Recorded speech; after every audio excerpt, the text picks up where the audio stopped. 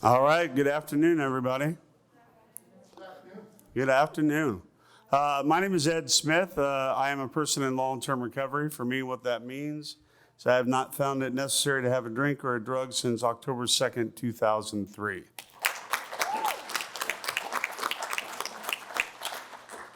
I have the privilege today of introducing the powerful women on this panel to talk about you're in the panel for dealing with children in Oxford houses. So I'm going to read this quick description, and then we're just going to get going because they're going to be able to tell you more than I can. Really quick reminder, please keep, I don't have mine on, but please keep your masks on below the chin, above the nose, unless you're taking a quick drink, and please respect the speakers as they talk. Okay. So many Oxford House residents have young children. Some are living with relatives or other, but many times visit their parent in Oxford House. In some Oxford houses, children live there with a parent. This panel will discuss how Oxford houses with children work and what challenges they pose for the parent, the child, and the other Oxford House residents. They will also address how these houses coped during the pandemic and what, if any, adjustments needed to be made. There'll be a few questions that we're going to pose that we'll get to. Issues to be addressed will include what makes an Oxford House with children work well? How does a house deal with unruly or undisciplined children? Should a house have age limits for children in residence? Is it better if only one or two of the residents of a particular house, Oxford House, have a child or children living with them? And how should a house explain an expulsion to children still in the house? And do individual Oxford houses, those without children, those without children in residence, make special rules for when children may visit? Are there any other issues that houses might need to consider? The panelists are all familiar with Oxford houses for women and children, and a few men with children houses. They know the ins and the outs of what problems can arise and how the others have dealt with such problems in the past. So our first speaker today is Melissa Forsyth. Melissa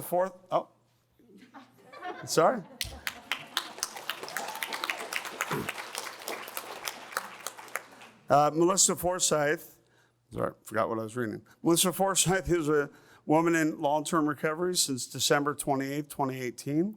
She moved into Oxford House in Dotson in Wilmington, North Carolina in March of 2019, where she got extremely involved in chapter and house service. In December 2019, she began working as an outreach worker in Eastern North Carolina and now lives in Rocky Mount, North Carolina at Oxford House Winstead with her 1-year-old son. I'd like to introduce Melissa Forsyth.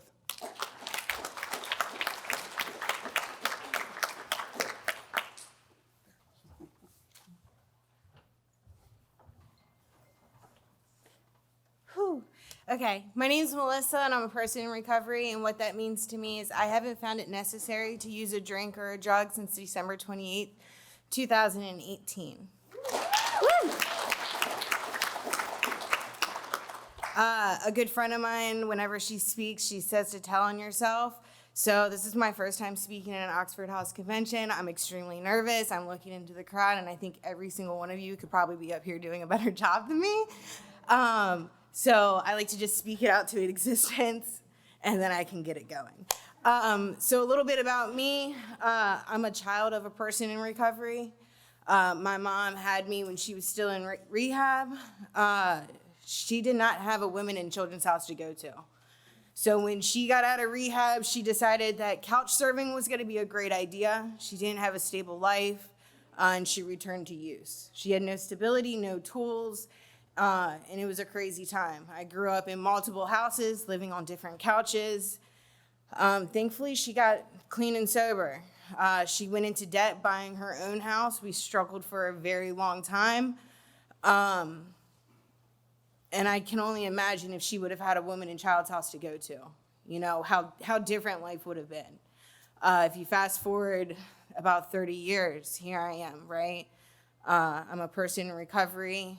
I moved into Oxford House. I found out I was pregnant, and I was terrified. Thankfully, I had a strong group of women with me. The first house I moved into, they taught me how to be a woman. They taught me how to do a chore, make my bed, do things on time, my personal finances, my house finances. And now the women today are teaching me how to be a mom. I never thought I would be a mother. I didn't think that I was capable of that. And I'm extremely grateful. I was pregnant the entire 9 months in an Oxford house. I went and had my son, and he came home to my Oxford. I like to say Oxford home. Like, it's not a house, right? We're a family. It takes a village to raise a child. My village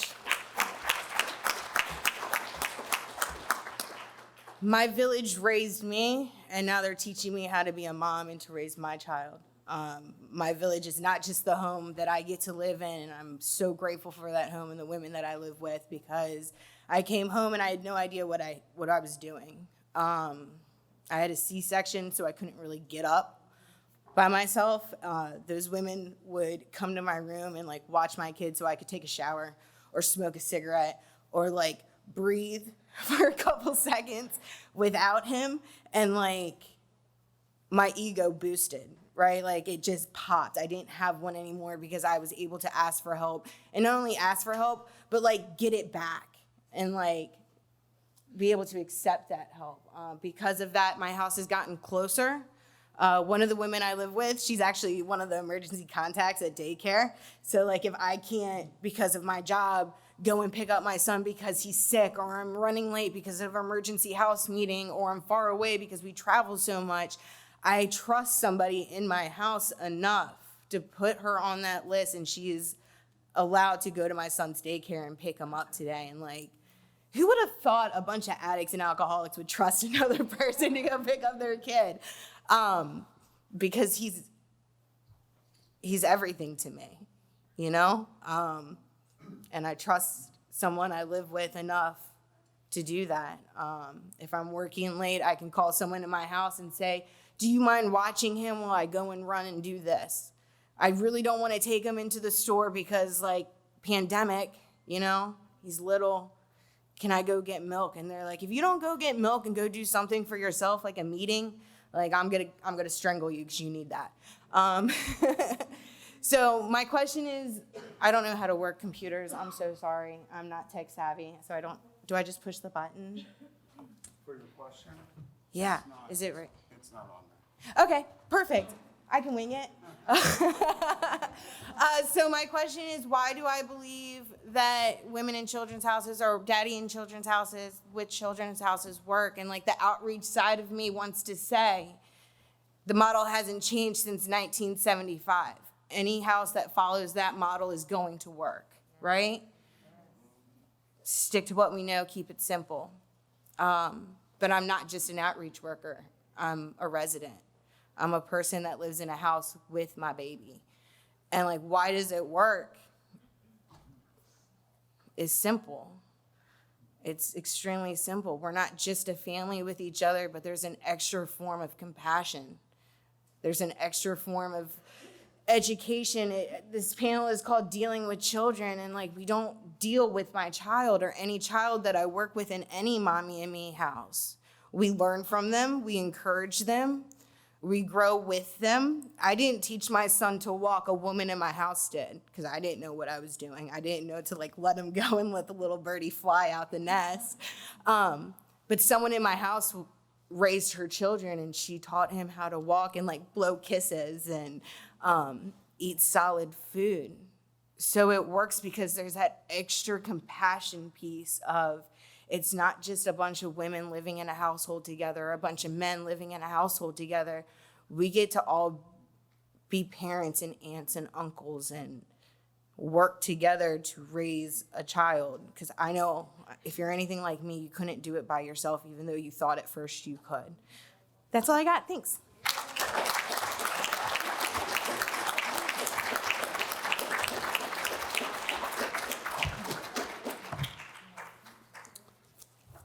These masks just steam up my glasses. I'm sorry. I'm blind without them.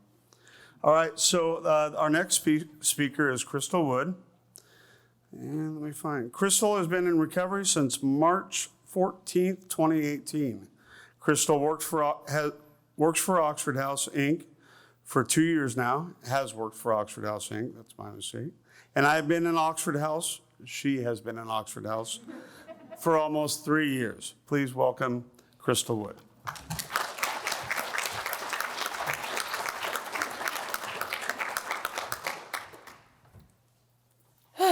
Okay, let's do this.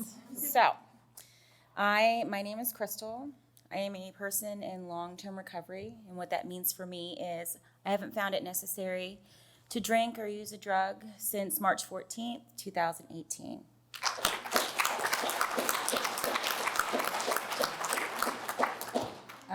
My story is probably very similar to all of yours. I grew up in a drug-riddled house. Abuse was very tough introduction to life. I learned very quickly how to survive. And, you know, I took that with me. I was an addict when I was born. I was bred an addict, and it really became a huge part of my existence when I discovered, you know, my drug of choice. I have 4 children in all. During my 10-year run, I lost custody of both of my daughters, 16 and 14 now. Beautiful, beautiful humans. It wasn't until I hit my rock bottom in the beginning of March 2018. I did have a son right after I got out of prison. Relapsed right after I found out I was pregnant, used the entire 8 months up until he was born. To the grace of my higher power, he was not born addicted. And then I tried to stay clean and relapsed once again. It's a very emotional topic for me, so please excuse me. But I dragged my son to places that he should have never been dragged to. I'm very grateful that my daughters were taken from me because they only got to see the beginning. My son was so damaged. He has seen me get jumped. He has seen me overdose. He has seen other things that I'm not comfortable with speaking up on this podium today. He's lived in alleys in Baltimore with me, hotels. He's gone without eating, all because, you know, I was an addict. I finally hit rock bottom when he was taken from me, and rightfully so, by CPS, sitting in front of the judge and reading what he went through for 24 hours in the hospital, having to be tied down and screaming for me even though I put him through hell. That child still loved me unconditionally. That was enough. Finally, that was enough. So I went to long-term recovery. Again, by the grace of my higher power, I got him back after 3 months in a long-term facility.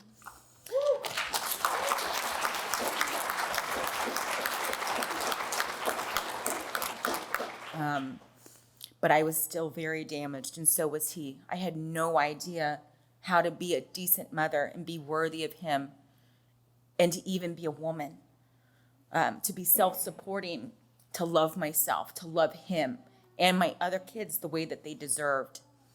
I was very blessed. A week before I was leaving long-term with nowhere to go, I found my Oxford House Shalom.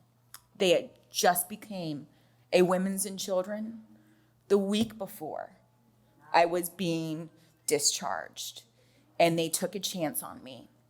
And let me tell you, when I explain to you guys, Oxford saves me every single day of my existence. They save me every day. They keep me humble. They keep me grateful. These women in my home, the people that I work with, I have never been so blessed. I never knew life could be like this. I never knew I deserved this. And I am so grateful. You know, my boss is in the audience, and I never knew I could have a boss like I have. coworkers like I have, the support, the love, the unconditional love and support. As I said, when I moved into this Oxford house, my son was severely damaged. He trusted no one. He was disrespectful. I couldn't even bring myself to discipline him because the guilt and the shame controlled me every day. I was buying him stuff every day. My daughters, I was buying them things and sending it to them. That's all I knew how to do.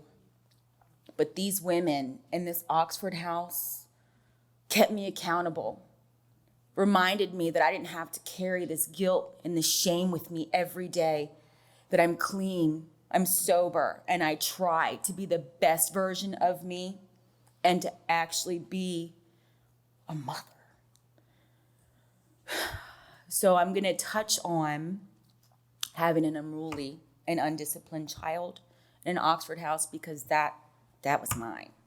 That was mine. Gianni was 6 years old and Gabe had zero care. No filter, nothing. We would get on the bus and if you walked on the bus and you looked even off, he would let you know. The girls in the house would try and tell him something he couldn't do, and he would just look at them and be like, and just off he went. And again, I say I couldn't bring myself to discipline him. I would cry harder than him, even if he deserved it. Bringing, as a house member, bringing the issue to your house member, to the mother herself, is huge. We can't even begin to try and address the behavior if we don't know what's happening. And I will say personally, somebody else trying to discipline my child is something that I am not mature enough to deal with yet, okay? Just don't do it. Come to me, especially now, come to me, because I'm good now. But come to me first. The support of your house is completely vital. You will not get more support anywhere else in this world besides your house. There's a woman in my house that has no kids, and she still gives me a massive amount of support. The new girls that come in, letting them know that it's okay. We get it. We know your kid's gonna be damaged. How can they not? You know, they are such innocents in this journey that we're dragging them through. How can they not? You know, and slowly but surely I started implementing timeouts and walking out of the room while one of my other housemates sat in there. You know, I started taking away things. Now it's video games. I will take them immediately. You know what I mean? Like the phone, the video games, anything electronic that makes him just all giddy, it's gone. You know, and then outside counseling was vital for me as well. He had to go to counseling for seeing parents being abused, and he also had to go to counseling for himself. Now, he was 6 at the time, and I know everyone, when they're like, counseling, my child's too young, they're not gonna get anything out of it. I said the same thing. But when I put him in there, he was around the counselor, they are trained to know how to get to your child. Whether it's through games, bribes, whatever they need to do, they do it. And my son flourished. My son is completely different. He's loving. He knows how to deal with emotions other than anger. He loves the women in my house. He's flourishing in school. You know, I just can't, I see my daughters now. I have a relationship with them, you know?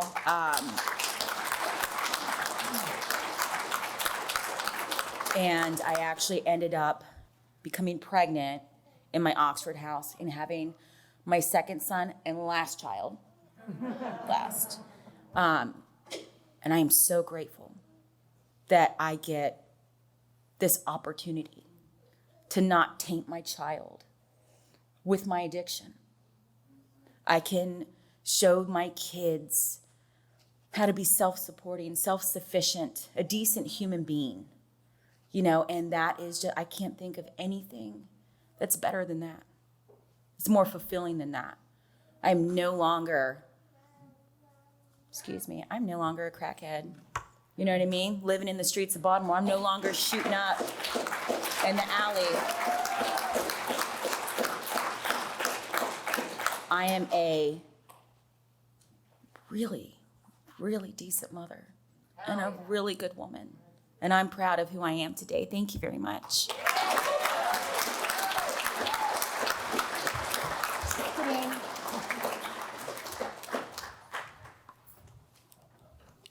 Thank you, Crystal.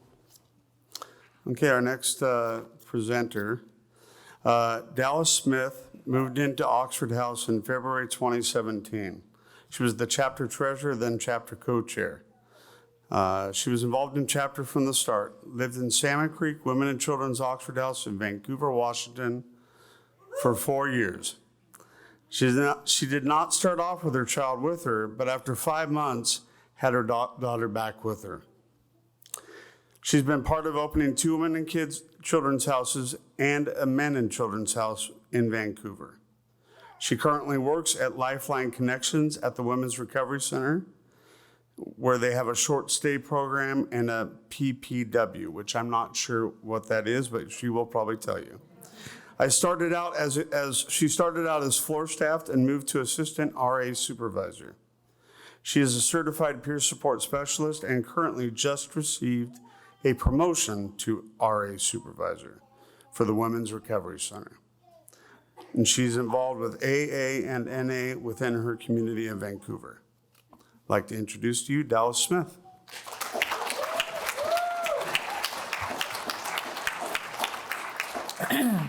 Okay, my name's Dallas Smith, and I am a woman in long-term recovery, which means that I haven't found it necessary to take a drink or a drug since December 26th, 2016.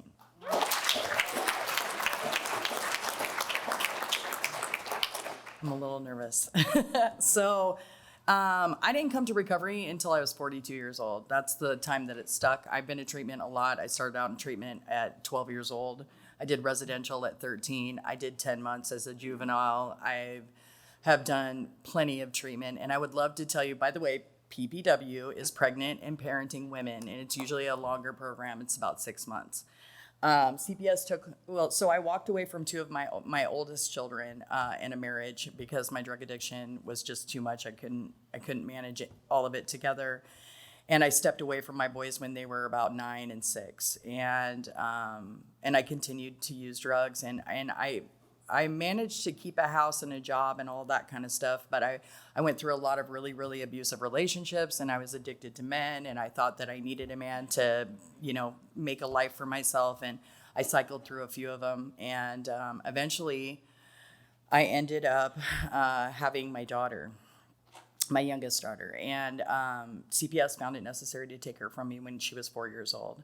And I remember distinctly I wasn't ready to quit using drugs, but I wasn't going to leave my little girl behind. And unlike her brothers, their father was a really good guy and had a great job and provided a stable home for them. And they had a good upbringing without me. And this little girl didn't have that. And I couldn't leave her behind. So I managed to negotiate the 6 months program. And I managed to stay clean for about 15 months behind, under the gun, and as soon as they let me loose, I went back to the same man, went back to using and drug Megan, that's her name, through 3 more years of research. And finally I decided that I just wasn't happy anymore. Like I got to the moment where like I had no more reservations. Like I was a broken individual. I didn't think that I could support myself or my child in any kind of meaningful way. I surrendered to a friend of mine who had managed to stay clean, and it was a crazy thing. I had the last fight I was ever going to have with my dude, and I called her out of the blue. I hadn't spoke to her in 4 years and said, "Can you come get my child?" And she picked up my daughter in 15 minutes. And it took me another 2 weeks to empty out that house and make sure he was left with nothing, and because that's how we do it.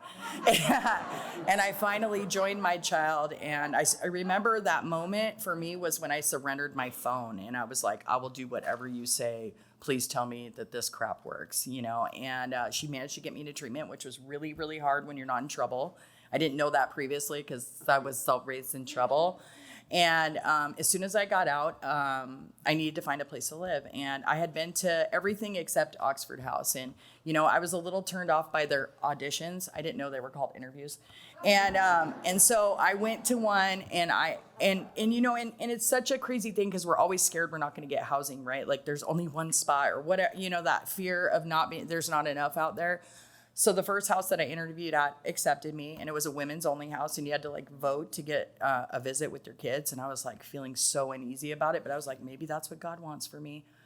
And I was really just trying to do the next right thing. But luckily I'd shared in a meeting, and a gentleman that was in that meeting, his girlfriend had a women and kids house, and he said, you should really interview there. And, you know, and it was one of those moments when you're really ready, you're ready to follow any direction that people give you. And so I walked through that door and I went to this house, and it was one of those moments where you knew you were home, you know, like the moment you walked in, like you don't know these girls, but like the feeling there, the set and setting, it was like, this is the right thing for me to do. So I was a little scared because I didn't have my daughter at that time. I wanted her to finish school where she was at. And all of these ladies were told me, like, when you need the space, it, for whatever reason, it will open, you know? And I was like, okay, I'm just going to trust these girls, you know? And they were absolutely right.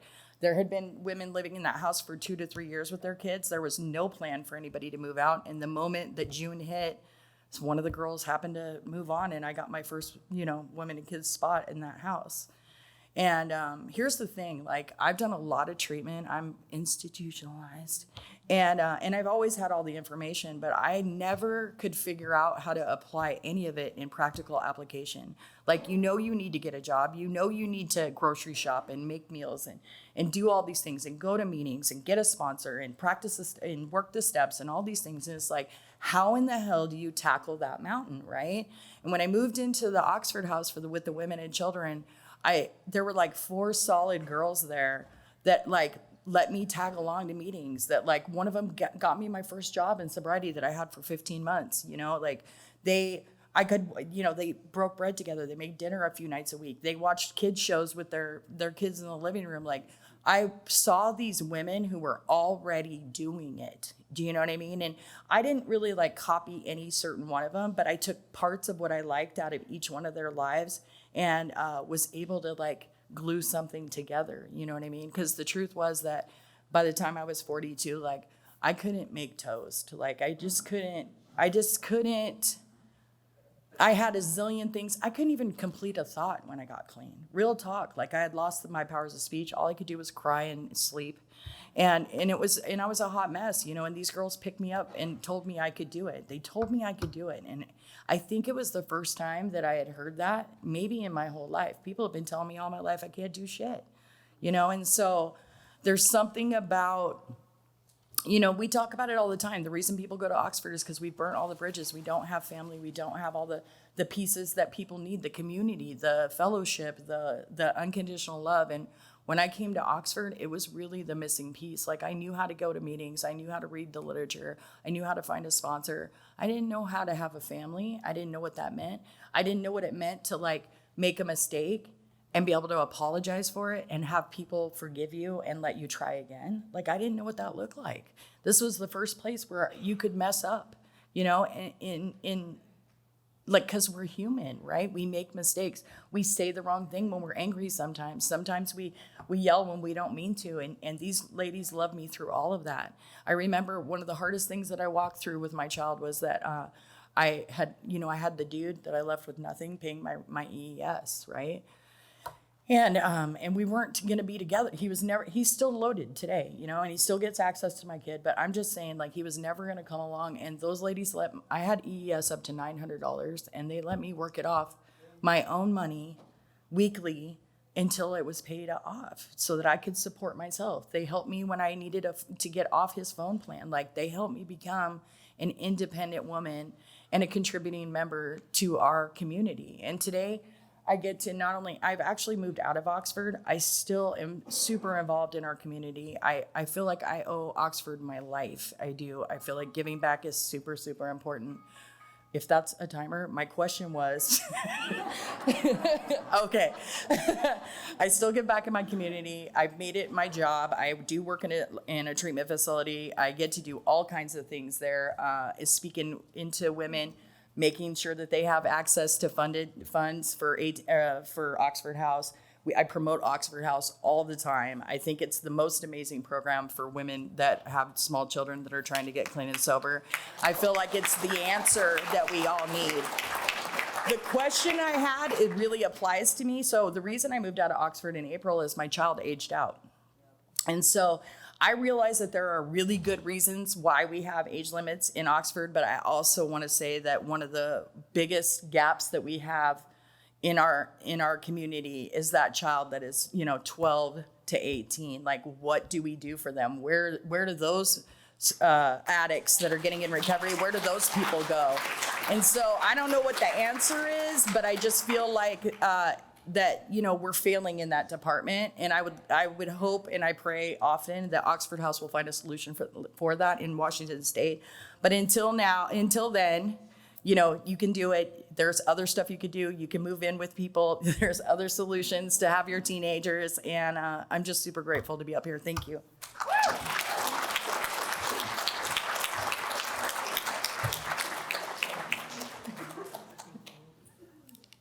Thank you, Dallas. Okay, our next presenter is Prudence Spencer. Prudence has been involved with Oxford House since April 2018. From the day she moved in, she dove into service. She opened her first house in September 2018 and attended the World Convention in Kansas City and fell in love with the family she had found. She was offered a position and began working for Oxford April 15th, 2019. She has opened 10 houses since she started, 3 of them women and children's houses, and 1 of them a men and children's house. Please welcome Prudence Spencer.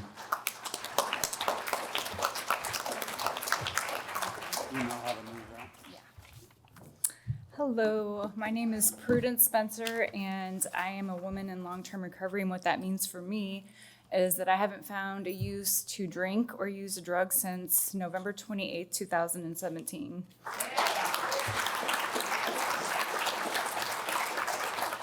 Thank you. It's such an honor to be here. I attended my very first World Convention in 2018. But before I did that, I'll tell you a little bit of backstory about me. I'm an addict who spent my whole life thinking I wasn't an addict. And at 38, I went to treatment for the first time. And when I came out, I thought I knew it all still. I was like, okay, maybe I'm an addict, but I'm still going to do this my way. And about 7.5 months into trying to get my daughter back, and so I have a 16-year-old daughter who was 12 at that time, and in my addiction, I got an infection in my heart, and I had to be hospitalized for a while, and I lost our home. And so, in being homeless, her father he took me to court to get custody of her, and because I didn't have a home, I didn't even know there was a court date or anything, so I lost custody of her.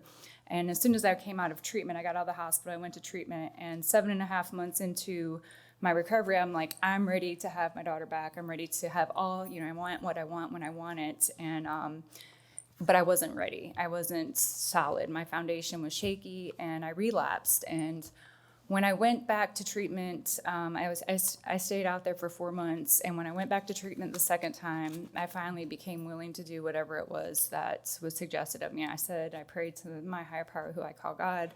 I said, God, I will do anything.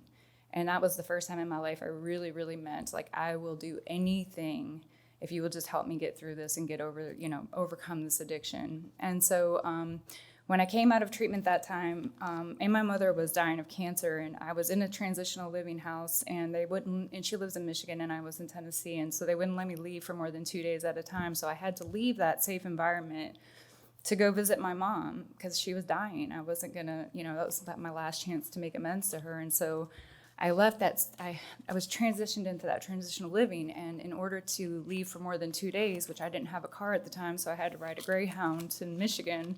It would have took the whole 2 days just to drive there and to drive back. So I left that safe place to go visit my mom. And when I came back, I went back to Nashville where I got clean, and I was living in a hotel trying to stay clean, which is not a good thing. I spent a lot of those days, my last using days, in hotels. And So I knew that wasn't a safe environment, but I was still determined to do whatever I could to stay clean. And so I went to meetings regularly. And while I was in treatment, I had this girl that detoxed with me from Nashville to this little small town in Lewisburg, Tennessee. And her family had passed away, but her boyfriend and daughter, the father of her children, would come visit her every visitation that we had. And he would bring all of these different types of people with him, a whole big group of people with him to come visit her and support her and to try to give her the courage, encourage her to stay clean. And so I was like, who are these people? All these random people, like just men, women, all different races, and like they just come out there and support her. And I found out that they were, he was a chapter chair in Nashville, and these were his Oxford family that would come out there and support his daughter, his wife, or baby mama, is what you would call her. So I was really intrigued by that. I was like, what was this Oxford business? But at the time, I didn't think about that. I was still living at the hotel, but I was going to meetings regularly, and I kept running into him at meetings, and I was becoming desperate, just like I couldn't afford to stay in a hotel. I couldn't go back to my people, places, and things and afford a relapse. So I seen him at a meeting, and I said, hey, what about that Oxford House? Can you give me a number? And it took me a couple of tries, but I got an interview, and I got accepted. And I surrendered when I got clean that time. I surrendered my definition of what I thought I should have back when I think I should have it, and I trusted the process and I trusted God. And I got totally involved, like Ed was talking about. I became the chapter HSR for both chapters. I went to every single house meeting. I learned every single thing I could. I read the chapter manual. I read the house manual. I studied the books. I could do every single book, and that really kept me clean. And I loved it. I loved helping. I loved being part of the solution rather than the problem. And I loved the family that I felt in Oxford. It was like nothing I ever felt before. And even my parents used with me. So, that wasn't a safe place that I could go to trying to get clean and stay clean. So Oxford became that stability and that support, that family that I needed. And I'll be forever in debt to them for this, and that's why I love them so passionately, and I'm here today because it changed my life. So I was very super involved for a year and a half. I lived in the Oxford and Nashville. I opened a few houses. A year and a half into my recovery, I was offered a position to move from Nashville to Knoxville, taking an outreach position. And I really felt like it was a great opportunity for me to do what I'm already doing and be paid for it and feel the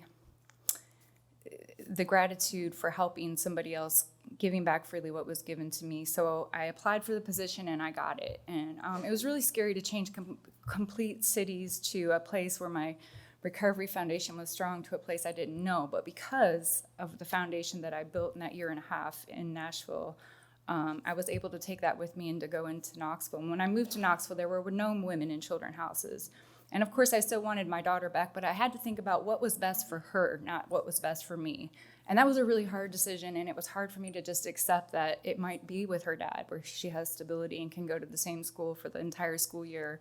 But I accepted that.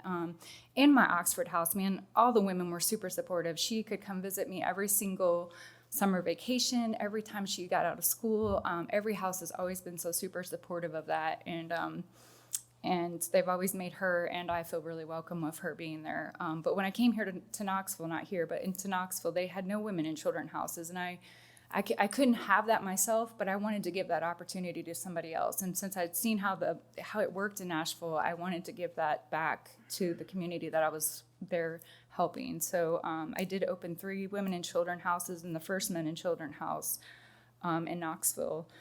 And they've all done really well. And it's such an amazing feeling to see, even if I didn't have that, I was able to see other parents get their children's back and to be parents. And because of Oxford House, I was able to become a parent to my child for the first time, really, because feeding your kids 3 times a day is not being a parent. If you're there in the house with them, but you're in the other room because you're using and you don't want them to see, that's not being a parent. And so that's the kind of parent that I was for a lot of years. But being in an Oxford house helped me understand how to be a parent again. And I'm super grateful for that. So my question was, let me see here. I'm number 4, and it is it better to only have 1 or 2 residents in one particular Oxford house to have children or children? And I say, each house is autonomous and it has its right to choose however many people they think would be good for their house. But I also think that it's very important that you pay attention to the laws and the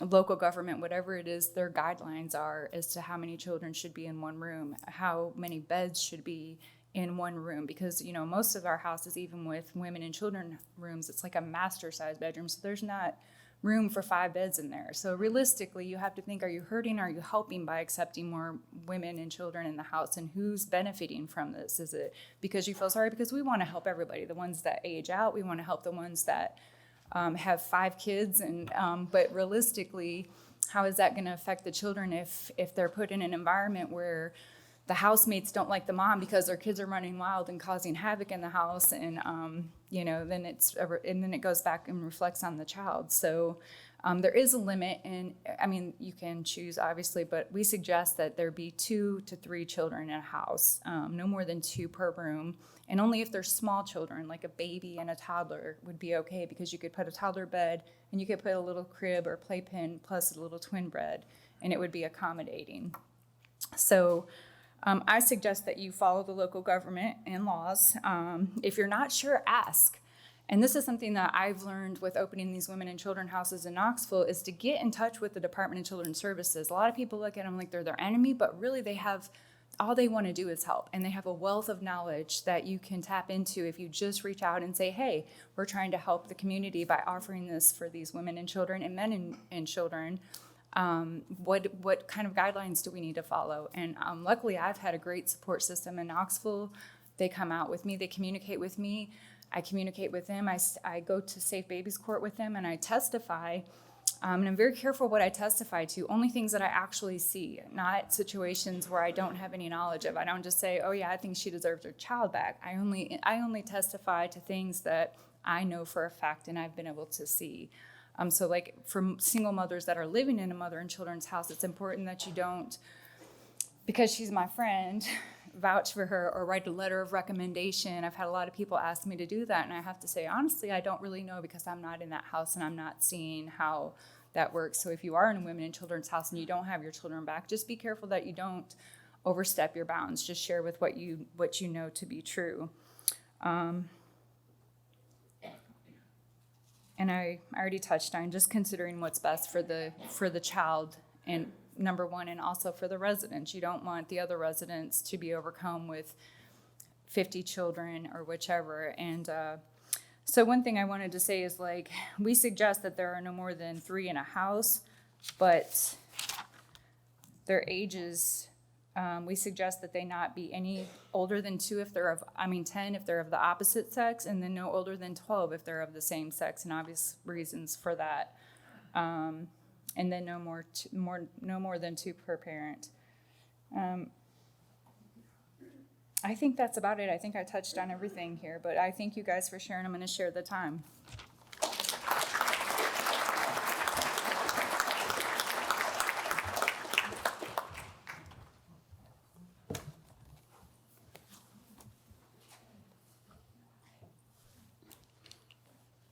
Okay. So our next, our next panelist is Heather Lee. Heather Lee is an outreach worker in Louisiana and has been employed with Oxford House since October 15th, 2019, and has been a resident since March 12th, 2018. Before she became an employee, she held many positions at House, chapter, and state association level. She has an 8-year-old son and an 8-year-old bonus daughter that currently live with her in Oxford House, Chuck, in Lake Charles. Heather.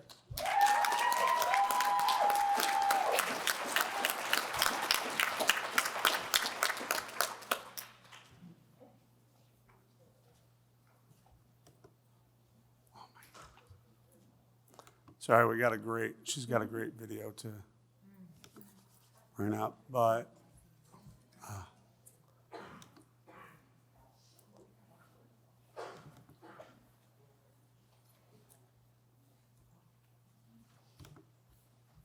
do you know how to use it?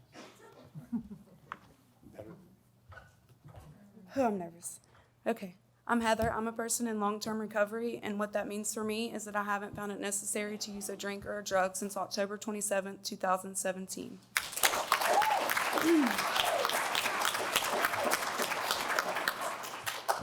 Okay, so I made some little videos of my son and my bonus daughter to interview them about Oxford House, and so we're gonna play those real fast. All right, you ready? All right, what's your name? Carolyn, How old are you? 8, Why do people live in an Oxford house? to get off drugs. What's your favorite thing about living in an Oxford house? We have our own room. We have our own room. What's your least favorite thing about living in an Oxford house? Sharing the room with boys. How many Oxford houses have you lived in? 3. 3. How long have you lived in an Oxford house? 2 weeks. 1 year. 1 year. What are some of the rules in Oxford house? I don't know. You don't know? Okay. Okay. I was trying to figure out how to make it full screen. It won't go full. Oh, it won't go full screen. Okay, so this is my son Blaze. Wait. What's your name?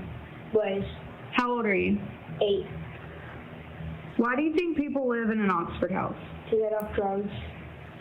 What's your favorite thing about living in an Oxford house? The internet and doing house meetings. What's your least favorite thing? Nothing. Nothing? Yeah. How many Oxford houses have you lived in? 4. How long have you lived in an Oxford house? 3 years. What are some of the rules in Oxford house? No drugs. What did Oxford house do for you and your mommy? Help us get our own house. Okay.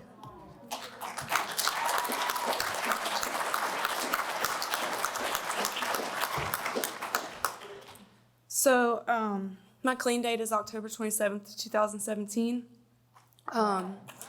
I went to jail that day, and God did for me what I couldn't do for myself. At the beginning of 2017, I went to jail on January the 3rd, and I lost custody of Blaze to CPS one day before I got out of jail. I got released from Lafayette Parish Jail, and the only thing I knew to do was go get high. I was high within 30 minutes, and that was the only way I knew how to cope. So between the middle of March of 2017 and October 27th, I continued to get high, and it just got progressively worse. I was court ordered to do family preservation court. I would dump on the drug test. I couldn't handle not having my son. I felt so guilty about going to jail, and the guilt was just eating me up. So when I went to jail on October 27th, I sat in jail for 99 days, and I was court ordered to go to rehab. Once I was at rehab, it was about a week, I guess, before I got out, and they were like, well, what's your discharge plan? And I'm like, I don't know. I just need somewhere to go to get my son back. She was like, well, how about an Oxford house? I said, well, can I have my son there?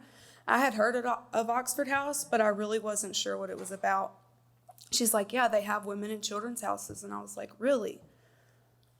So I interviewed, and I got accepted. One day before I got out of rehab, my son's dad got full custody of him. I was in rehab for the court date. So this time I knew I had to do something different, though, because I really wanted to have my son back. So I got out of rehab and I moved into this house. And what I found was my family. Women that were there doing the exact same thing. I'm sorry, y'all. Women that were there doing the exact same thing that I was trying to do. My friend Celeste, she was dealing with CPS as well. My friend Jennifer, she was trying to get custody back of her son, and it was just mothers, and they surrounded me with love that I don't feel like I had ever had. I had love, but this was different. They helped me whenever I couldn't help myself. So I had visitation at this time.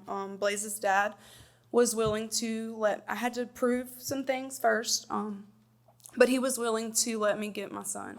So Blaze would come on the weekends, he would stay with his dad for school. About 6 months after I moved into Oxford House Belladonna in Shreveport, Louisiana, his dad went to jail. So I went to the court and I let them know, hey, the judge already knew that I was doing everything. The target date for me to have custody back of Blaze was about probably 6 more months longer than what I had to wait. And I said, hey, Tim's in jail. I need to get full custody back of my son. So he granted it to me. So Blaze was able to come home, and this year it'll be 3 years that I have had full custody back of him.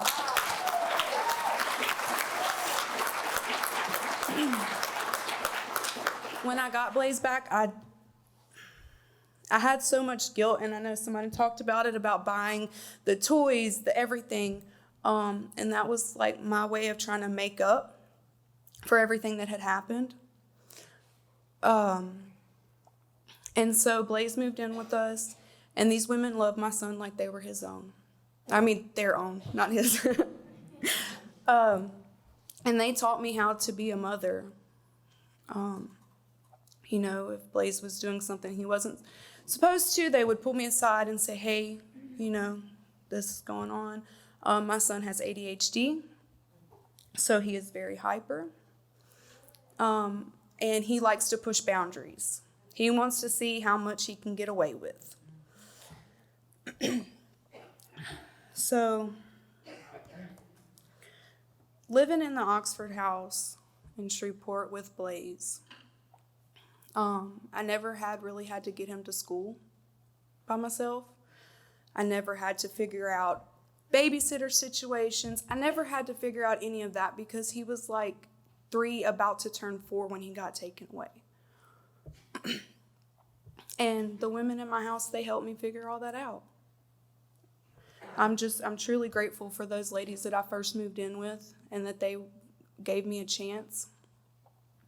And so, fast forward a little bit.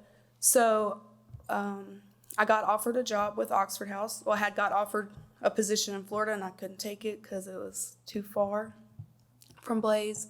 And then about a month later, Lori offered me a position in Lake Charles. That was only 3 hours away from my hometown. But I didn't have a support system there. I knew no one there. So I decided the best decision was to leave Blaze with his dad for school, and I would get him every holiday, and on the summer. About 4 months after I got hired, COVID hit, and so Blaze was out of school, so he got to come stay. And then I had to send him back to Shreveport to start school, to start the first grade. So, he has stability in Shreveport. And at the time, because I was so new in Lake Charles, COVID had hit, so I wasn't really able to build support systems. I had the women in my house. My house at the time had a lot of turnaround, so there wasn't very many women there, that were staying for long. And then we had a hurricane and other things. So I sent Blaze back to school in Shreveport, and then the COVID. And then this year in May, I went and got him for good.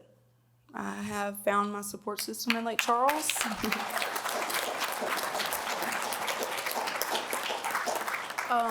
So the day after we get back to Lake Charles for me going to get him, there was a flash flood, and we had to evacuate from our house, well, walk down the street, but at one time the water was like up to my neck. Blaze was on a kayak.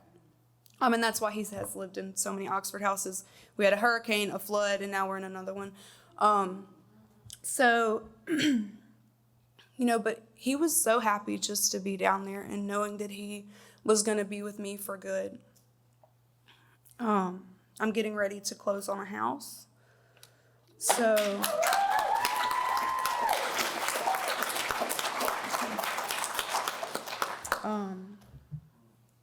and that's what Oxford House has done for me.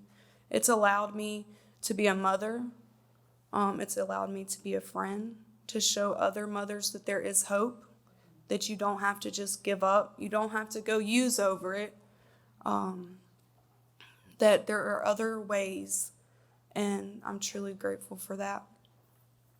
So my question was, how do you explain expulsion to children? I remember the first time someone got expelled when I lived in Shreveport, and it was one of my really good friends. The women that I lived with in Shreveport, we all lived together for about 1.5 years, and there was like 1 or 2 beds that would kind of rotate, but for the most part, it was all of us in the same house the whole time I was there, and it was my friend Dee. She had got expelled for disruptive behavior. So I just explained to my son, I said, when you live in an Oxford house, there are certain rules that you have to follow, and when you don't follow those rules, you're asked to leave. So on the relapse part of it, though, because now he has lived in Oxford House for almost 4 years, he has seen several people get expelled for relapse, and he's 8 years old, and so my stepdaughter, she started staying with me about 1.5 years ago, on and off. So they're both 8, and so for them, I feel like the best way is honesty, because I want them to know that if you do drugs, these are the consequences.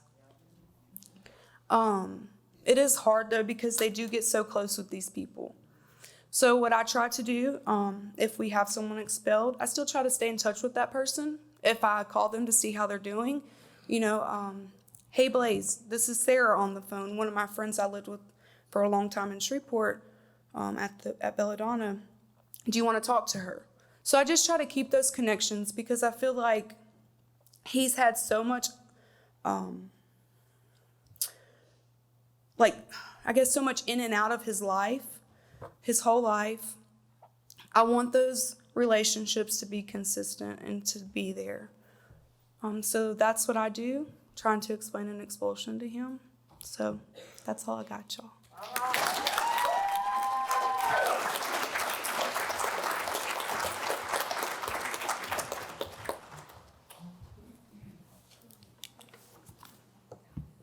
Thank you, Heather. So I do want to ask a favor from everybody, please. I've been in a few different breakout rooms and panels. After the last speaker speaks, there's time for a question. Please wait to leave until the questions are done, or until we're done. So our next speaker is Nicole Hoskins. Nicole works in the state of Washington.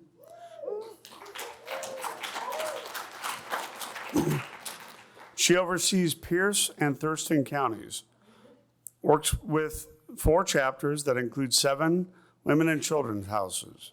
She has been involved with Oxford House since 2015. She helped open the first women and children's house in Snohomish County, and she is also a certified youth and family support specialist. Please welcome Nicole Hoskins.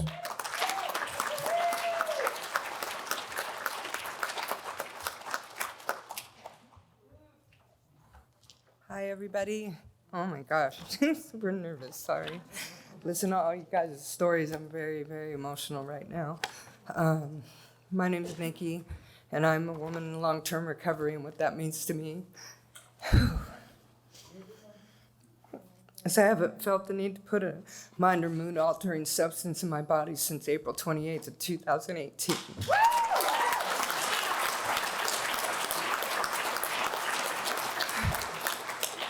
I'm very, very passionate about this subject. I unfortunately was a woman that never regained custody of her children. First time I tried to get clean was in 1993, and I had asked my family if I could bring my children over there so I'd have a safe place and try and get clean, and they said no. I didn't know about all the resources that we have today. And so I gave up. I just went back to using drugs. It took me a long time, obviously, to get clean. In 2015, I found Oxford House. It was an amazing experience for me. I ended up, unfortunately, getting loaded at 3 years clean. And during that time, I was out for 3 months, and it was the worst time of my life. The last day I used, I got in a car and I went and parked myself at a Walmart parking lot, and I've never used again. But I wanted to do something different this time. I wanted to be of service, and I wanted to help other women in recovery. I wanted to help men. You know, I wanted to create healthy, safe environments for women and men to recover in. And I wanted to see families reunited. And so that was very, very important to me. I have 2 of my children back in my life today. One of them has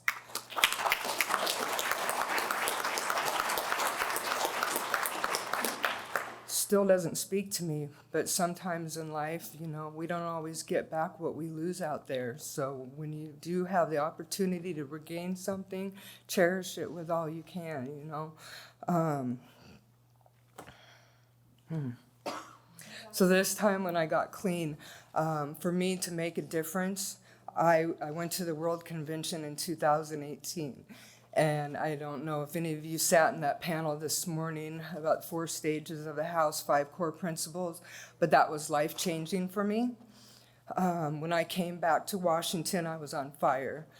I had the opportunity, and I was blessed to be a core member at the First Women and Children's House in Snohomish, Washington.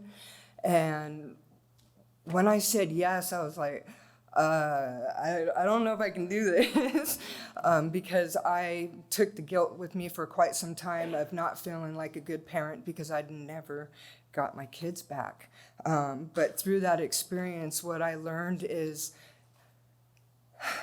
I worked through a lot of my guilt, but I got to see beautiful families reunited.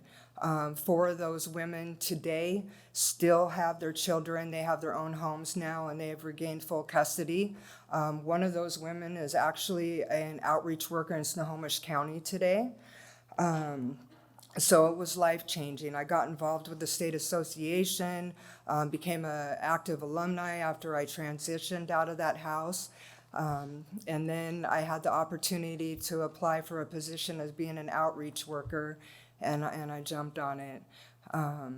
It's been the most amazing experience for me, and every day I get to help create healthy, safe environments for people like us to recover in, and it's amazing. I actually oversee 2 men with children's houses and 6, 7 other women in children's houses. So with that, my question was, do individual Oxford houses, those without children, make special rules for when a child may visit? And yes, they do. We have with children guidelines and with children visiting guidelines. Whenever we have children into our house, regardless if they're with children or just regular men's houses or women's houses, we go by the with children guidelines because we want to make sure that, you know, not only our other members in the houses are respected, but those children that are visiting are safe. You know, there's things like no significant other overnights when those children are in the house, because we don't want to create any more damage. And like, you know, a few of the ladies have touched on, these children, they suffer just like we have. And so there's a lot of healing that needs to go on, and we don't want to hinder that in any way, shape, or form.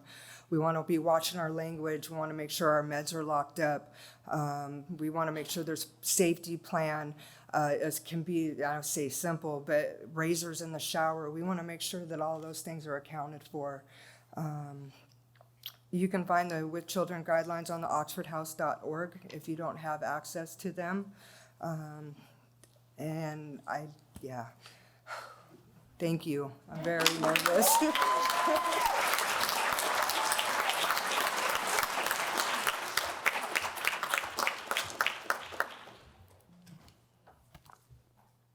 All right, our final speaker is Jackie Alba.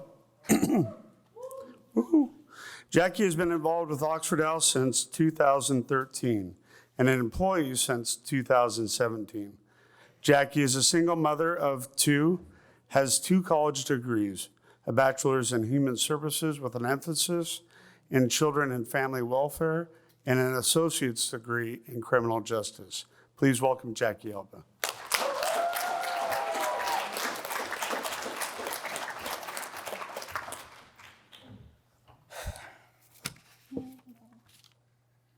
All right. Hi, everybody. I'm Jackie. I'm outreach from Nebraska. I'm a woman in long-term recovery. What that means to me is I haven't had a drink or drugs since December 15th of 2014.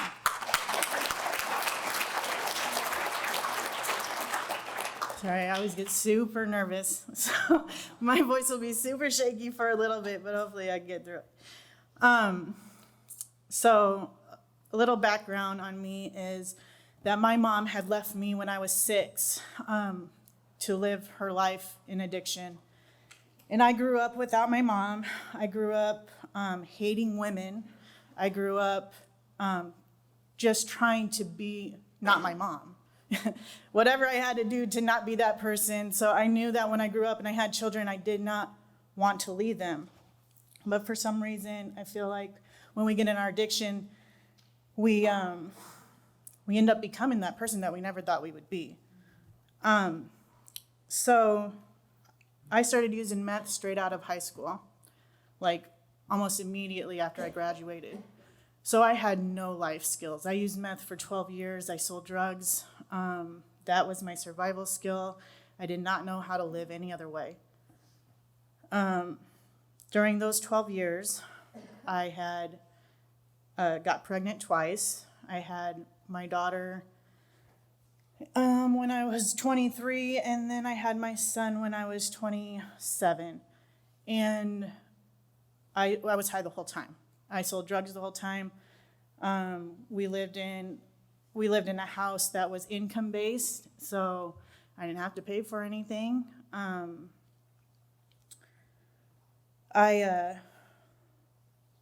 thought that being a good mom was passing them off to somebody.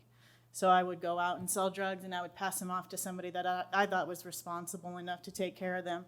And all they ever wanted was their mom. I can remember instances where, like, my daughter got into kindergarten, and I remember I could not for the life of me get her to school on time. Like, I would pull up to that school every day late, and for a while I would walk her in, and I could feel all the teachers looking at me, and like the guilt and the shame, and I'd walk out of that school, and then eventually I would just keep her home from school, or I would just have her walk in by herself, and every day she'd put on her backpack and walk out the door and smile and wave to me, and I would cry so hard on the way home from that school. And there was never, ever a time where I thought I could stop using. I just thought, okay, this is it. Like, I just have to keep going. I'll just have to make sure that I have it at all times. So,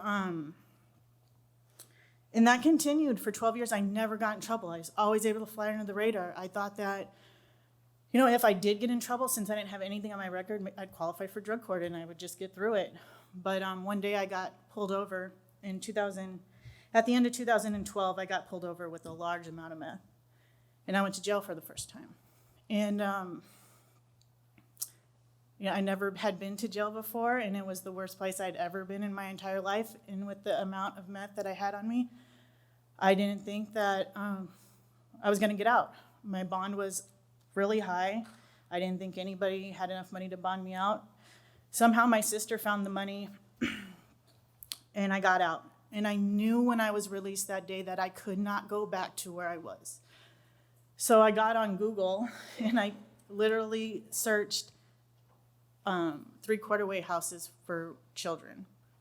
That week that I was in jail, my daughter had went to her dad's and my son went to his grandparents out in Iowa.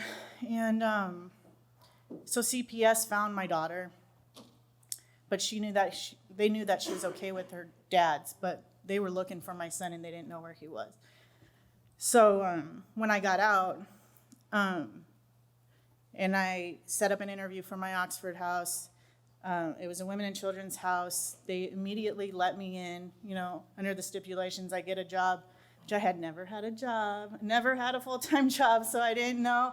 And I was so willing. When I got out, I was so willing to do whatever it took to spend the most time with my children that I could, because I knew I was going to prison for a long time. And I knew I didn't have that much time with them. So I just wanted to make the most of it. Even if it was moving in with a bunch of women that I didn't like. So I move in there. They made me get a job. I started working at Jimmy John's, and my sister worked there, so it was good, and I enjoyed it. I liked having something to do while I was trying to get through everything I was getting through. But my my children. So my daughter stayed with her dad for a while, and then I showed up to court, and CPS showed up there too, and they finally got me. And they wanted to take my son, but my lawyer talked them into letting him stay because I was in a safe, sober living house. And if I wouldn't have taken that step to get into that house, they would have definitely taken my children.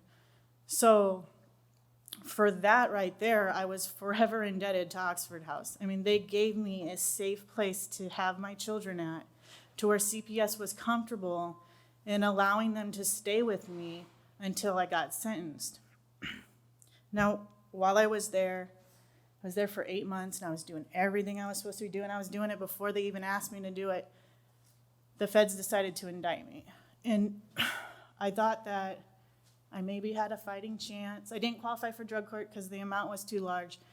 But I thought I maybe had a fighting chance to, get maybe a year or something in prison. My state charges were 210 to life charges. And, but at the federal level, I don't know if any of you guys have been indicted, they have a point system and they go off your points. They don't usually give you any slack on that, but I didn't have anything on my record. So I had that going for me. And so my points added up to be 70 months, but that gave me a little bit more time with my kids. And, somebody gave me some advice one day, and they said, they might not sentence you off those guidelines, but you have to go above and beyond what they're asking you to do. You have to show them that you're doing something in the community worthwhile to keep you out for.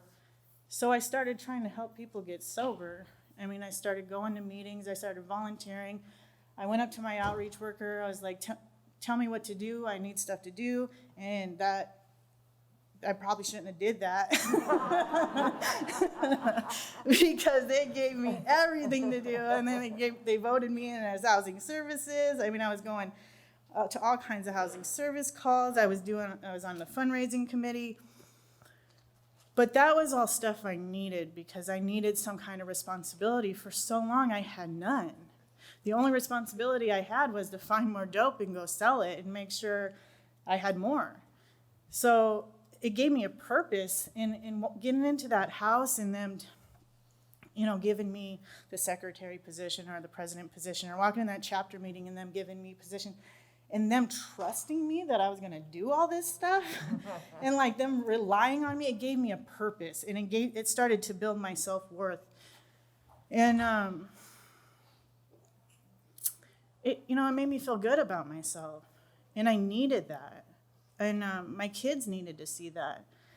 I remember when I got out of jail and I got to visit with my daughter, and I told her, Mommy's different now. Like, I promise you things are going to be different now. And I've been able to keep that promise for the most part. So I went to court when I got sentenced for my indictment.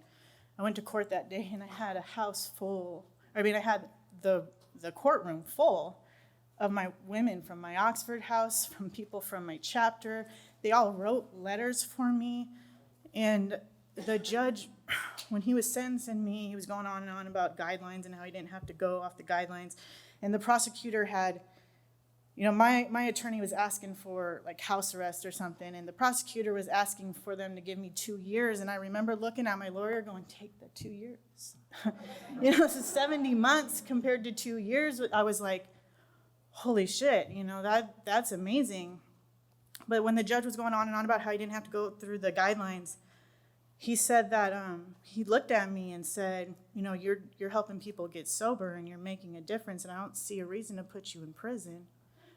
He said, I'm going to give you 5 years of probation, but if I see you in front of me again, I'm going to give you the whole 70 months.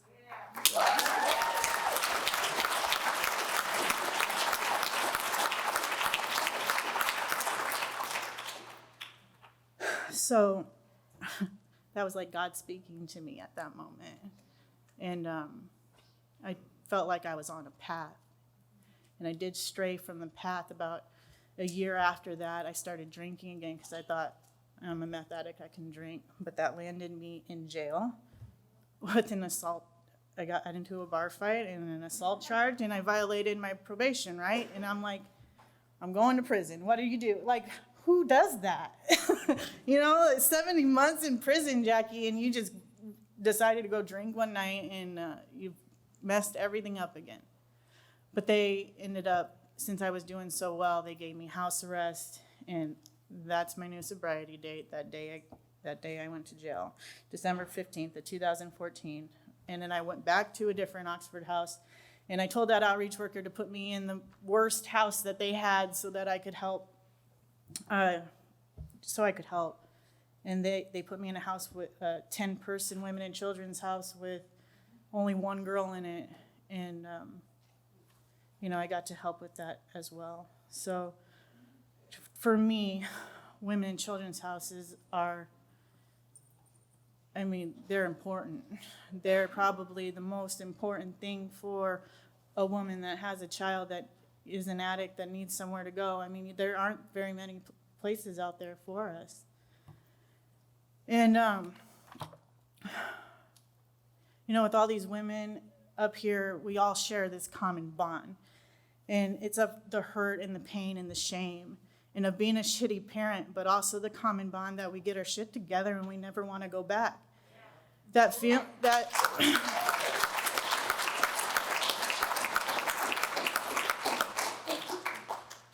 gut-wrenching feeling of not being able to get sober for your child is something that we won't ever forget. We can sit up here and we'll listen to these stories and we cry. I cried listening to you guys because I felt that pain that you get in your stomach when you cannot quit for something that you love so much. And how could a drug be so much more powerful than that love? But it is. And so, not only do we learn to save ourselves in Oxford houses, but we learn to save the children as well. That's right. That's all I got.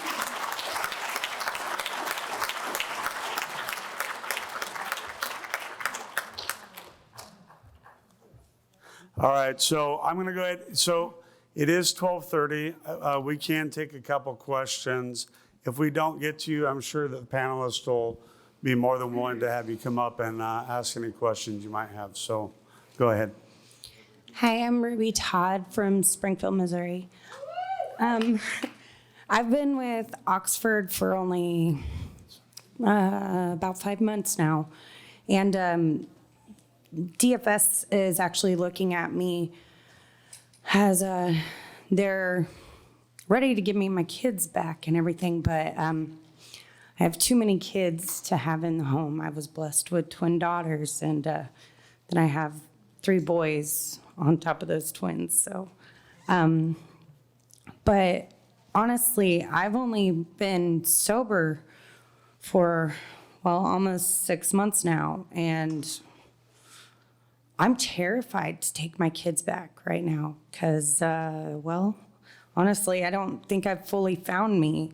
And I did get offered to move to Joplin, Missouri, and help open a women's house there because I am very involved with my sobriety and my house and everything. And I just wanted one of your guys' opinions on how I would go about telling DFS that I'm not ready to take my kids back yet because I'm not fully the woman that I need to be or the mom I need to be for them.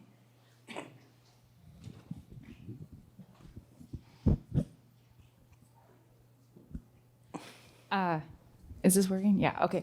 I would just, I think they will admire you more for your honesty in saying that, I think I need more time to work on me so that I can be a solid foundation when I do get my children back. And I was a little nervous too, but I meant to say that too. I didn't get my daughter back then, but she's 4 years later, God worked it out, and she's coming back to live with me. And I went under contract on a house yesterday. So if you just give it time, maybe not the time that you want, maybe not the time that they think, but when you feel in your heart that you're ready, it'll happen. So that was my advice.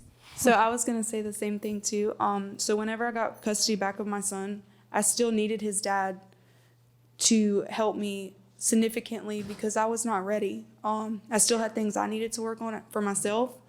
And so, yeah, just give yourself time. It will come in God's time, not ours, right? Thank you.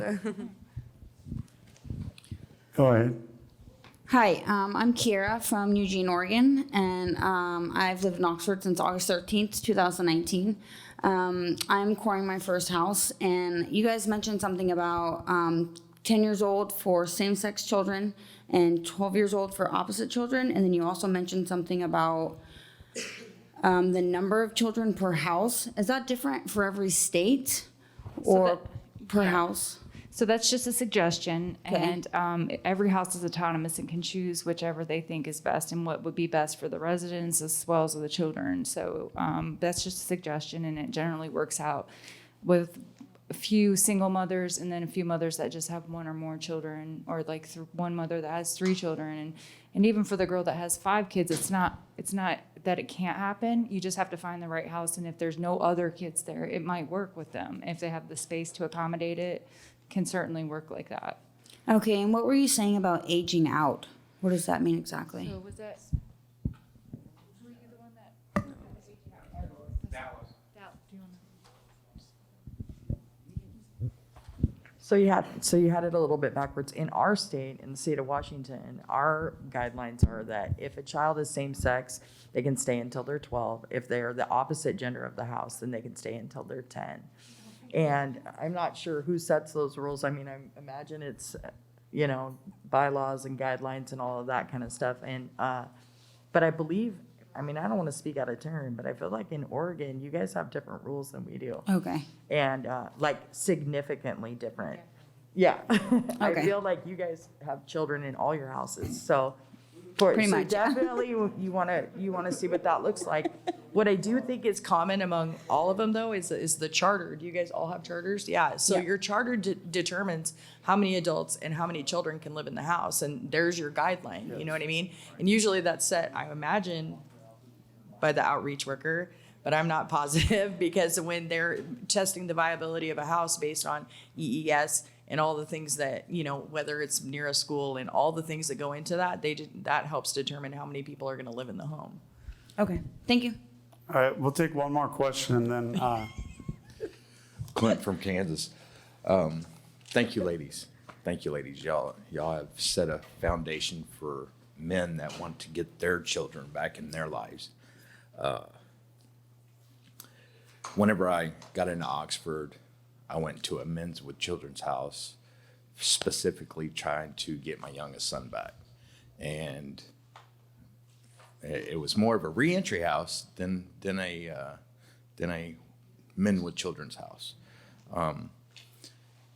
And the way y'all spoke about your houses being there for you, I found it very difficult in a man's situation as to we're not going to babysit your kid while you go to the grocery store and stuff like that. And I think that's something that it's kind of a flip of a coin for most of the, I guess, gender bias. But I appreciate everything, the foundation that y'all have laid for us guys that are trying to get our children back in our lives. Thank you. All right, if you guys want to have a couple more questions, you can bring them up here. So everybody, thank you for staying later. Enjoy your lunch.